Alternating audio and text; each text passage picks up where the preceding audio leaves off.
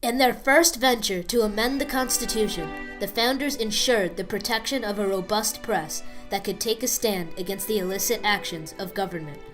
The liberated press became the emissary of openness in positions of power and the aegis of veracity. This was tested when President Richard Nixon became engaged in the Watergate scandal in the early 1970s, plunging the nation into the throes of a constitutional crisis as a newly despotic executive threatened to eviscerate the sacred democratic foundations of the republic.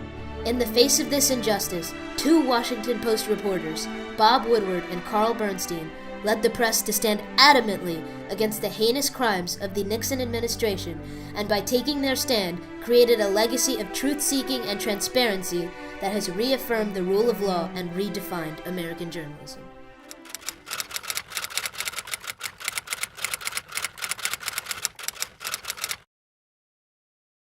The election of 1968 saw a nation in flames. The involvement of the United States in Vietnam had created a hysteria of dissent amongst the populace. From universities to city streets, the nation witnessed its propriety reduced to ashes.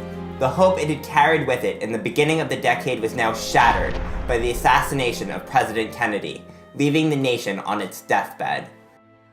Out of this chaos rose Richard Nixon, a former Republican senator who, with the promise of change, became the Republican nominee for president. On a platform of law and order, Nixon marched past the Democrat Hubert Humphrey, securing the White House with 301 electoral votes.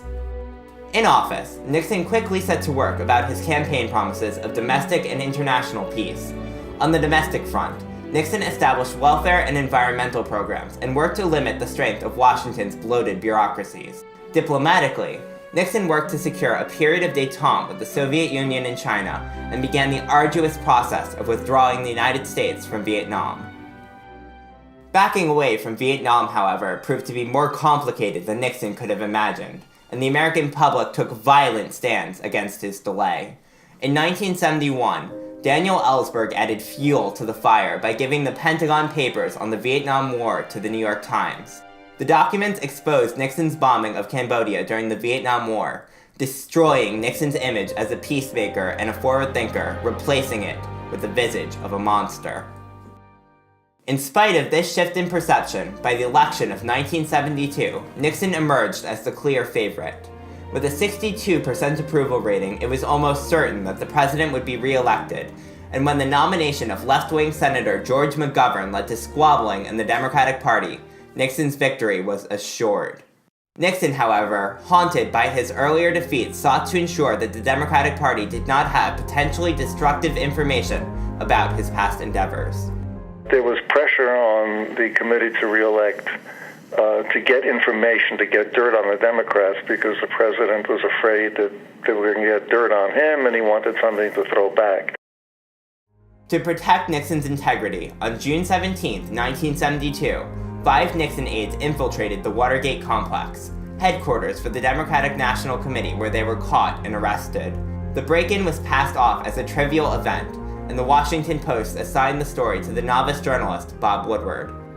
Insulted by the basicity of the case, Woodward begrudgingly attended the burglar's bail hearing, where his attitude promptly changed upon overhearing a whispering James McCord mention his former employment as a security consultant for the CIA, compelling Woodward to fully comprehend the magnitude of the situation and the necessity for ceaseless investigation. The Washington Post discreetly placed one more journalist, Carl Bernstein, a reporter who had spent the majority of his adult life with the Post, on the case. The two men initially disliked each other, but slowly, the two journalists coalesced to begin a dangerous, truth-seeking stand that would alter the course of American history.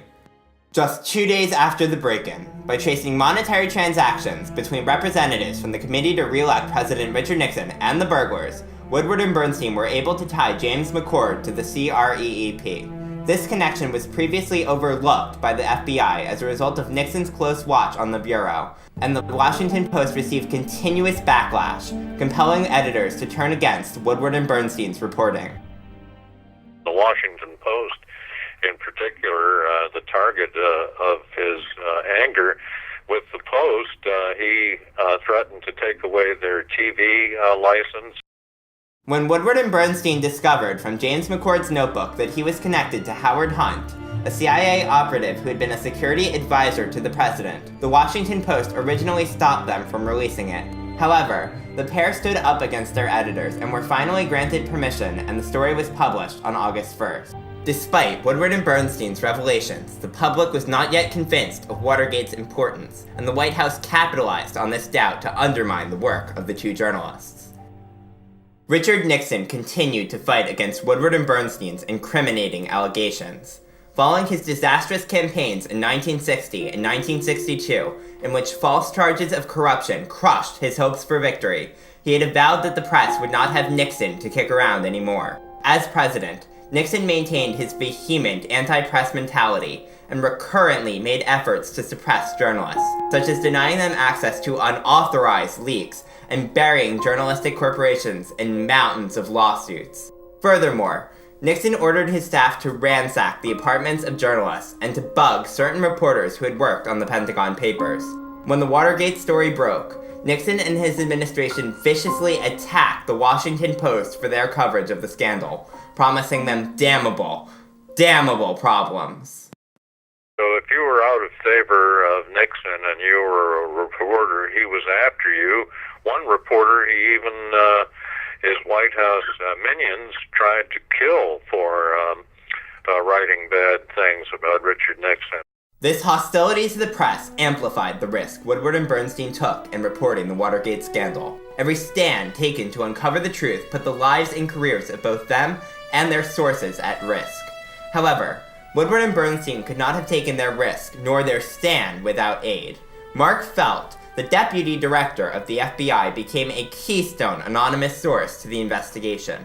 Codenamed Deep Throat, Felt met with Woodward in secret and disclosed information about both the Committee to Re-elect and the CIA, insight that helped the journalists uncover more of the story, leading them straight to the Oval Office. As Woodward and Bernstein, with aid from Deep Throat, began to unravel Nixon's web of deceit, the president's staff began to resign en masse. As the truth uncovered by the pair began to grip the American public and public officials, the government began to take action against Nixon's lies, but he refused to budge. When Special Prosecutor Archibald Cox subpoenaed 9 White House tapes on Watergate, Nixon ordered his resignation, leading to the mutiny of most of the Justice Department and what is known as the Saturday Night Massacre. In response, the Senate created a special committee to investigate the scandal. The Irving Committee, with aid from Woodward and Bernstein, continued to fight the Nixon administration and worked to release the smoking gun tape, definitively proving Nixon's connection to Watergate. On August 8, 1974, under threat of impeachment from the House and conviction from the Senate, Richard Nixon announced his resignation to America, passing the torch to Vice President Gerald Ford. In the aftermath of Watergate, Ford tried to heal the deep, dividing wounds plaguing the nation. Attempting to spare the American people the embarrassment of seeing their former president jailed, Ford issued Nixon a full pardon, an action that shadowed his presidency. By taking a stand against Nixon's repression of truth and justice, Woodward and Bernstein ushered in a new age of investigative journalism. The increase in investigative reporting bolstered the press's conviction in defending their freedom of speech, redefining the meaning of a free press. Newly empowered journalists became the watchdogs, facilitating the development of a capacity to inquire into government fallacies, holding elected officials accountable for their actions. Ultimately, the two Washington Post journalists are a testament to the notion that courage is not defined by those with guns in their hands, but instead by those who brandish their words in defense of the truth.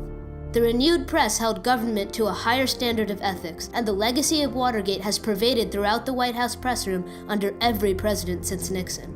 Ford, Carter, Reagan, Bush Sr., Clinton, Bush, Obama, and Trump have all experienced the legacy of benign skepticism regarding government that can be traced back to the two-journalist ragtag team from the Washington Post. And by creating that legacy of transparency and investigation, Woodward and Bernstein have reshaped the press into what the founders envisioned it would be, the ultimate check to a government of, by, and for the people.